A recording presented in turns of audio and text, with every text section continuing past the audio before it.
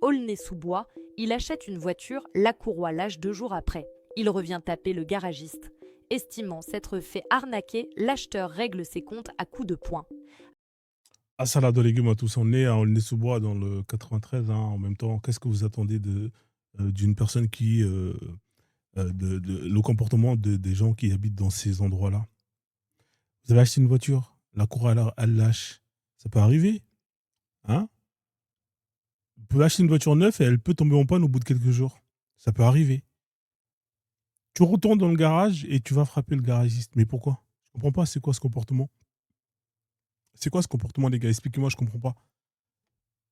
Il suffit pas d'aller là-bas et de dire: «Écoutez monsieur, voilà nanana, voilà, il y a une garantie. Tu l'as acheté chez un garage, il y a une garantie. Va et puis tu fais jouer ta garantie, le gars il va te changer la courroie et puis voilà, c'est terminé, il change». Non, non, le mec il vient, il va le tabasser. Voilà, il va le tabasser. C'est ça, la c'est en fait, c'est j'ai ah c'est sa mère, la vie de ma mère. À Aulnay-sous-Bois, un homme pensait avoir trouvé la bonne affaire en achetant une voiture d'occasion dans un petit garage du coin. Mais à peine 2 jours plus tard, la courroie de distribution casse. Furieux, il rappelle le vendeur, l'accusant de lui avoir menti sur l'état du véhicule et trafiqué le kilométrage. Le garagiste nie. Alors effectivement, hein, il y a beaucoup d'escroqueries, hein, aussi, hein, il faut pas le nier. Mais là, le garagiste, il en fait, c'est un garagiste. Quand vous achetez une voiture dans un garagiste, vous avez des droits. Il y a des lois, il y a une garantie, heu et même si le garagiste était un escroc, est-ce que c'est comme ça qu'on doit procéder? Est-ce qu'on vient parce qu'on est plus fort que lui, on le tabasse? Si c'est comme ça finit jamais.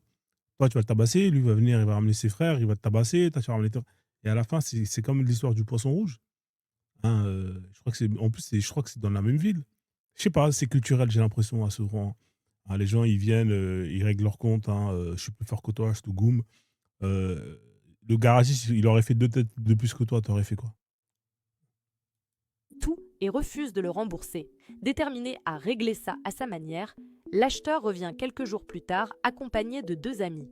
Ensemble, ils tentent Voilà, un guet-apens devant le garage et frappent violemment.